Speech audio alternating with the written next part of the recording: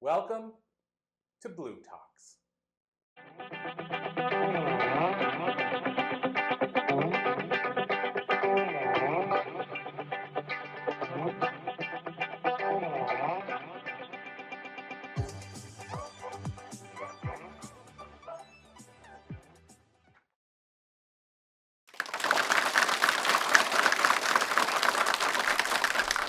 Good afternoon. I am honored to be here at Cambridge today and share this topic with you. It's one that I think we really need to focus on and start to discuss. It's the word fine. I like to call it the fine epidemic. Sometimes I refer to it as the other F word if I really want to get your attention. So a lot of us will say in passing, how you doing? And the typical response is fine or okay. It's no more of a pleasantry than simply saying hello. So why are we actually wasting our time to say, how are you doing, when we're not even stopping, we're not making eye contact, we're not giving people an opportunity to even answer the question. So let's look at the word, I'm fine. So, a little bit about me with my service in the RCMP. I'm fine is a word I used to say all the time for 24 years. It was a lie. A lot of it was a lie. Any first responder will tell you, we lie, we smile, we pretend life is wonderful, when in fact it's nothing even close to fine. So consider this. If you were with your spouse or a partner, especially gentlemen in the room, and your wife or your partner answers any question with the word, I'm fine, it's fine. It's fine means it is anything but fine. So when you hear that, this big red flag goes off in your head and you think, uh-oh, I did something wrong, or she definitely doesn't like this, or he does not like this. So how come it is a red flag when it's a person we're close to? But it's a green flag and socially acceptable when it's our colleague and our friends. Why is that word no longer a red flag? And why don't we dig deeper or think that, uh-oh, maybe something more is happening here? So my work, a lot of what I used to say, or what I was told was, suck it up, buttercup, or often you hear, real men don't cry, and God forbid as a woman in policing, you do not show emotion because then you're weak. Sometimes a man can get away with a little bit of emotion if it's been a really bad call, because then he's such a good soul. What a kind-hearted man. But a woman, that just means you're extra weak. God forbid anyone sees a tear. So for 24 years, I sucked it up. I kept everything inside. The only time I'd ever cry was between a call if I had a minute to myself in a car. Other than that, it was only once you get home. And even then, you try not to give in to your emotions. So sharing a little story and why this is so important to me and why I want people to think about the words we're using and create more dialogue and more conversations is in 2014, I was involved in a shooting. And we had 5 officers shot, 3 fatally. And following that, we had a lot of turnover in staff, and I became the operational NCO of the watch the men were killed on. During that time, nobody was fine, but we all pretended we were. We just sucked it up, kept going, smiles on, and that was the norm. And I stayed there. It was 2 hours from my home where the incident took place, but unfortunately, I was in town when it happened. I was literally around the corner. And so I stayed first for 2 weeks. Then I got asked to stay for a month. And then the third time I got asked to stay for another 3 months.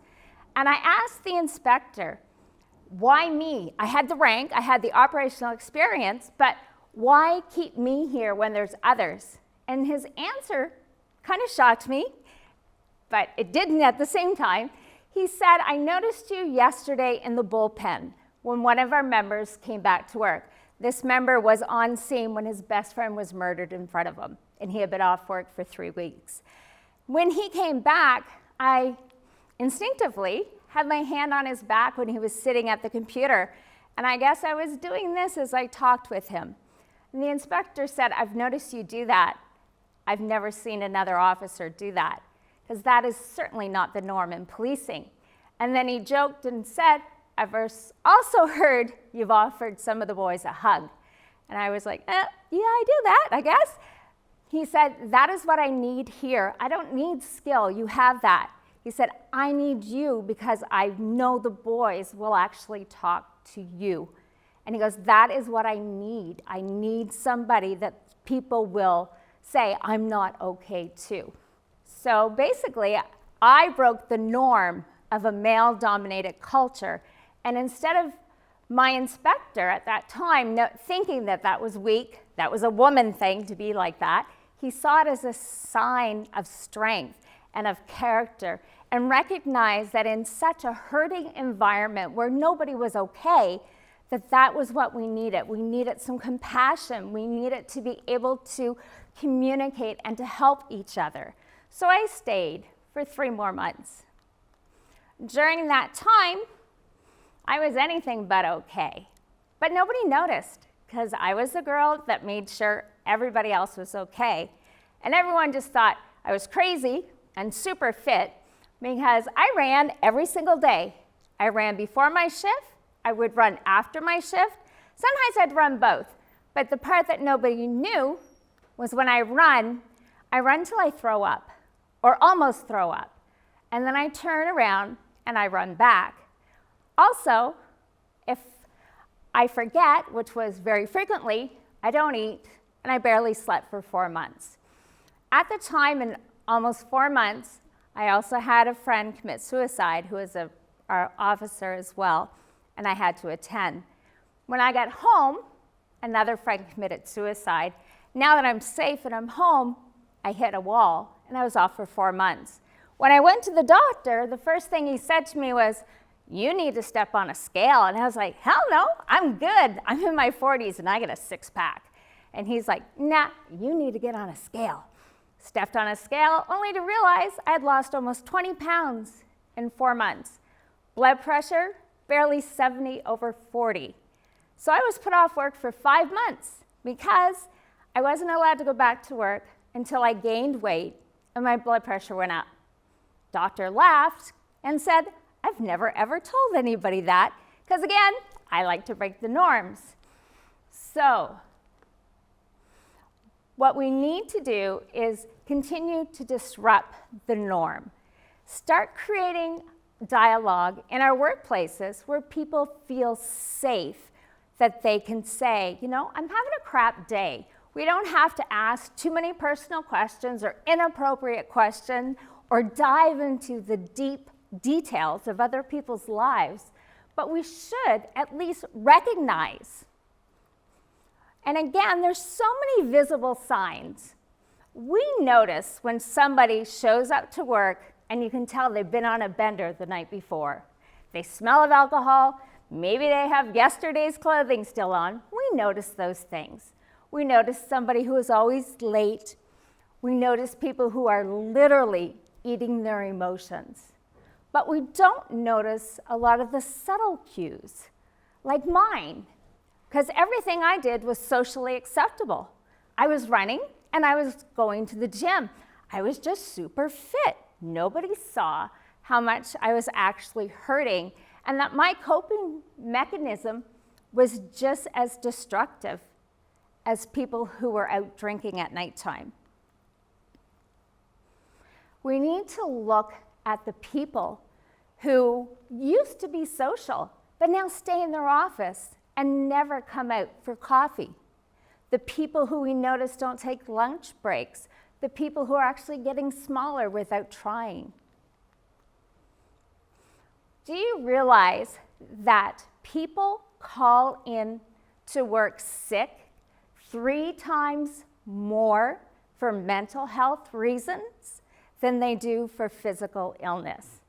I mean, seriously, who here has taken a day off from school or from work just because getting out of bed that day was just too hard? I know I have, But God forbid we don't waste our sick time when we're really sick because we're going to share our cold with everybody. There's so much cost of silence. Not only is it affecting the person who's staying quiet, but it's affecting our workplaces. We're losing so much revenue from the people who are absent. We're training extra people. We're hiring overtime. There's also, depending on your industry, people get hurt. And that is a huge human cost, not just to the industry or the business, but also to society and even a family if they were to lose someone. So we need to stop settling for "I'm fine." And in order to do that, we need to build positive relationships. Because in my industry, rank does not give you the right to ask those questions. If you're the manager or the owner of a business, anybody with that position of power does not necessarily have the right to ask personal questions. How can you ask an employee how their child is when you've never taken the time to find out they even have children at home? So we need to start building relationships and getting to know the people we're working with, at least on some level. A lot of talk is also about privacy and boundaries. One of the big things I like to tell people when it comes to privacy is talk to a person instead of about the person. I find in so many places, people will talk about Joe, who's late every morning, or Joe, who looks like he was out drinking last night. But God forbid anybody in that whole office actually goes and talks to Joe and find out why. So that is what we need to focus on changing, is talking to people. We need to respect boundaries. We don't want to pry too much, but we definitely need to at least ask questions to find out how people really are doing. Mindfulness is for everybody. So again, just being mindful of who we're working with, mindful of how they normally are, and mindful of ourselves, mindful of our mental health, mindful of our physical health. You do not have one without the other. If your mental health is suffering, your entire body is suffering. So I challenge everyone to break the cycle, to start asking the questions, to start building those important relationships as we move forward. Thank you.